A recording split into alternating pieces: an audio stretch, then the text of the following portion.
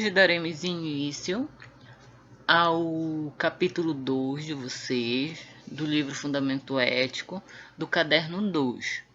Trabalharemos as páginas 23, 25, 26, 28 e 29, referente ao capítulo 2, que trata sobre o Egito Antigo. Na aula de hoje, trabalharemos o tópico 1, Egito, uma civilização milenar, a importância do rio Nilo e a formação do Egito Antigo. Trabalharemos também o tópico 2, economia e sociedade.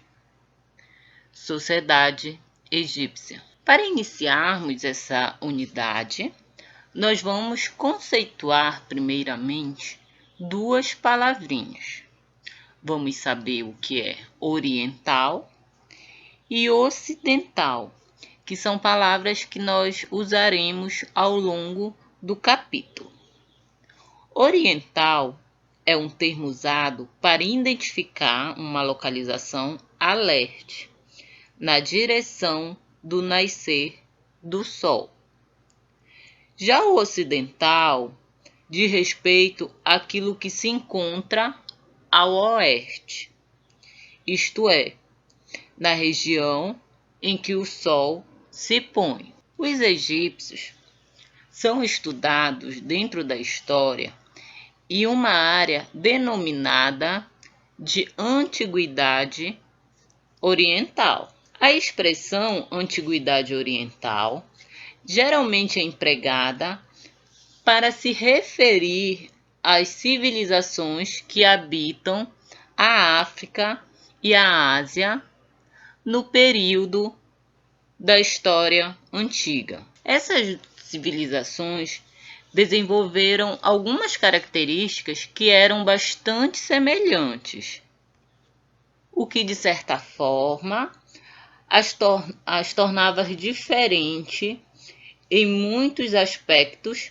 dos gregos e dos romanos, considerados os fundadores do Ocidente por terem influenciado diversos povos europeus. Por esse motivo, a Grécia e a Roma se enquadram no que a gente chama de Antiguidade Ocidental. O Egito Antigo e a Mesopotâmia são também chamados de civilizações hidráulicas. Mas, professora, por que civilizações hidráulicas? Porque estes construíram obras para controlar e utilizar fontes de água na realização das mais variadas tarefas. Como exemplo dessas construções, nós temos os diques, os tanques, as barragens e os canais de irrigação. Como a gente sabe, o Egito Antigo ele era cercado por desertos, né? Mas ele não era somente um território árido, ou seja, um território muito seco, uma vez que ele apresentava uma importante vantagem. Qual era essa vantagem? As suas terras eram atravessadas pelo rio Nilo. O rio Nilo é formado pelos rios Rio Nilo Branco e Rio Nilo Azul. Por muito tempo, o rio Nilo tem sido de grande importância por ser uma grande fonte de água doce e por consistir na principal via de transporte e comunicação entre as várias regiões do Egito Antigo. Outro fator interessante é que na época das chuvas tropicais, entre os meses de junho e setembro, as águas do Nilo transbordam, inundando as regiões da planície e deixando sobre elas uma camada escura de nutrientes. e esses nutrientes fertilizam o solo.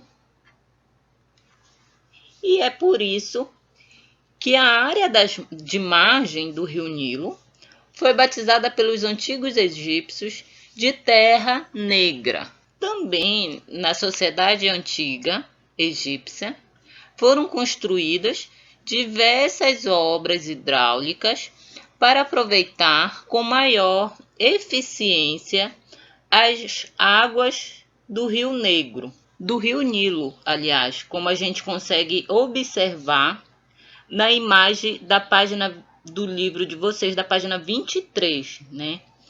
Que mostra um moderno canal de irrigação que foi construído no Egito, próximo a Elminha, certo? As condições favoráveis que era proporcionada pelo Rio Nilo atraíram comunidades de caçadores e coletores, que por volta de 6.500 a.C. se sedentarizaram ao longo do curso do rio e iniciaram o cultivo de trigo e cevada, e também a criação de gados. Esses agrupamentos, eles eram bastante organizados e deram origem a comunidades conhecidas como nomos. Essas comunidades, elas eram governadas por um monarca e aos poucos foram se agrupando e formaram dois reinos que de certa forma eram rivais. O reino do Alto Egito, que se localizava ao sul, e o reino do Baixo Egito, que se localizava ao norte. Até que esses dois reinos eles acabaram sendo unificados por Menés. Quem era Menés? Era um guerreiro de origem nobre do Alto Egito, que se tornou o primeiro faraó e inaugurou a primeira dinastia egípcia. E em meio a isso, aos poucos, os faraós foram ganhando território e poderes ilimitados até que se tornaram a autoridade máxima do território egípcio. Esses faraós eram considerados reis e deuses ao mesmo tempo. E assim, o seu poder era tratado como se tivessem uma origem divina, como se eles fossem uma espécie de Deus. Assim, esses faraós, por ser considerado deuses, ele era temido e respeitado. E aquele que desobedecesse a sua ordem poderia até mesmo ser condenado à morte. Assim, mas apesar das dificuldades, o Egito ele se manteve relativamente unificado, né, ao longo da história.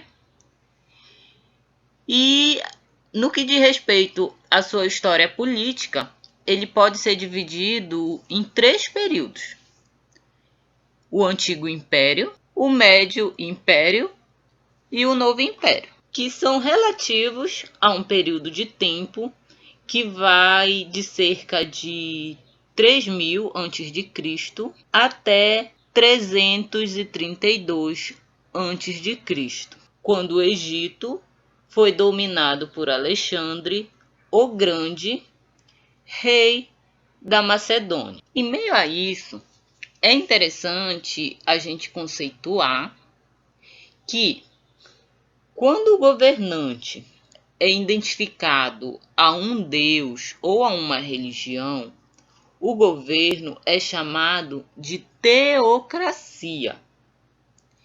E em uma teocracia, o rei tanto pode exercer o poder em nome de um ou mais deuses, como governar se considerando o próprio Deus. No que diz respeito à economia e à sociedade egípcia, as regiões férteis dos rios Nilo eram ocupadas por plantações de trigos, cevadas, lentilhas, frutas, legumes, algodão e papiro, que era uma planta aquática abundante no Egito e era utilizada para fabricar um papel muito comum naquele período.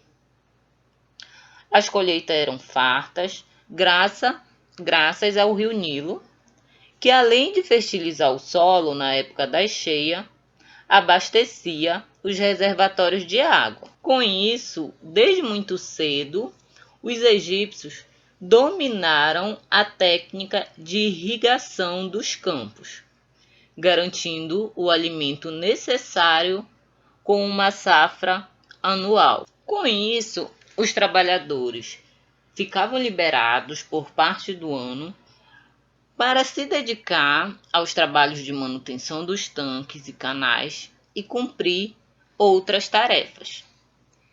E assim, aos poucos, novas atividades foram ganhando importância, a exemplo da exploração das pedreiras e jazidas de metais, o comércio e o artesanato de tecidos, cerâmicas, vidros e joias. E a economia baseava-se nesses fatores. Mas como era formada a sociedade egípcia? Como eram divididos os cargos dentro dessa sociedade? Conforme a vida cotidiana no Egito se tornava mais complexa, a sociedade egípcia foi se dividindo em diversos grupos e estamentos, cada um com uma função bem determinada e sem possibilidade de mobilidade social. Essa divisão se cristalizou e atravessou toda a época antiga, praticamente da mesma forma. Vamos observar nessa pirâmide social como se estabelecia esse esquema de divisão da sociedade egípcia. No topo da pirâmide, como o poder maior, está o faraó, que era considerado um ser divino e tinha poder absoluto. Aplicava a justiça, era responsável pela administração e pela vida religiosa e também pela defesa do território.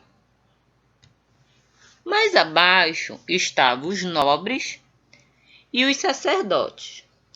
Os nobres eram um grupo formado por parentes do faraó, altos funcionários da corte, grandes senhores de terras e oficiais superiores do exército. Os sacerdotes formavam o grupo mais rico e poderoso da sociedade e eram responsáveis pelas atividades religiosas e pela transmissão das tradições.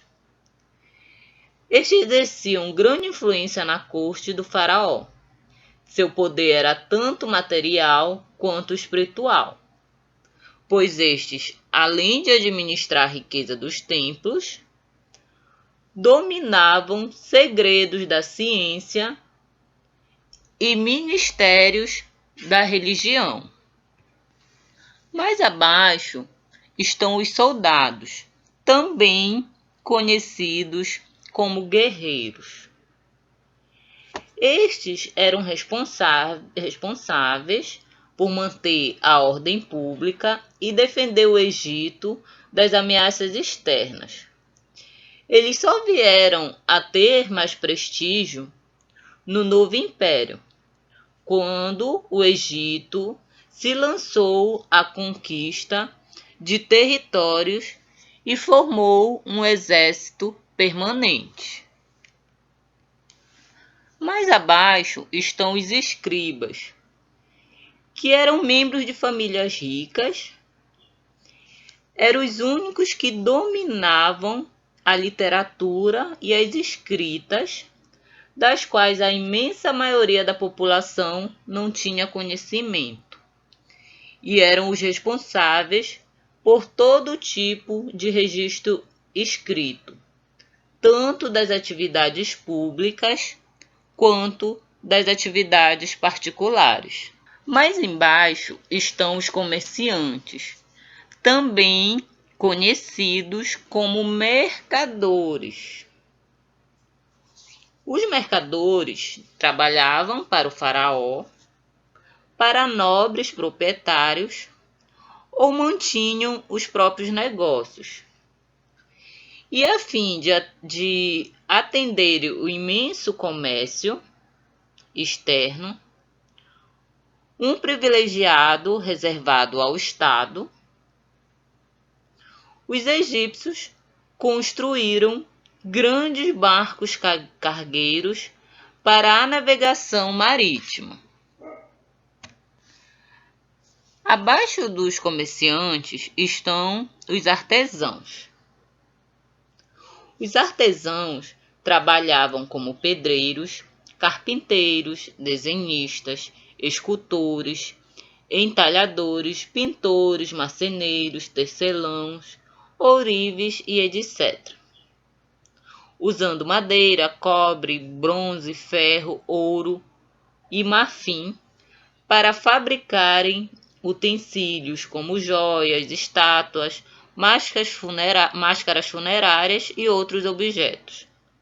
Muitos artesãos eram contratados para trabalhar exclusivamente na corte do faraó e nos templos. Mais abaixo estavam os camponeses, que formavam o grupo mais numeroso da população e geralmente trabalhavam nas terras dos faraós, dos nobres e dos sacerdotes, recebendo como pagamento apenas uma pequena parte da colheita.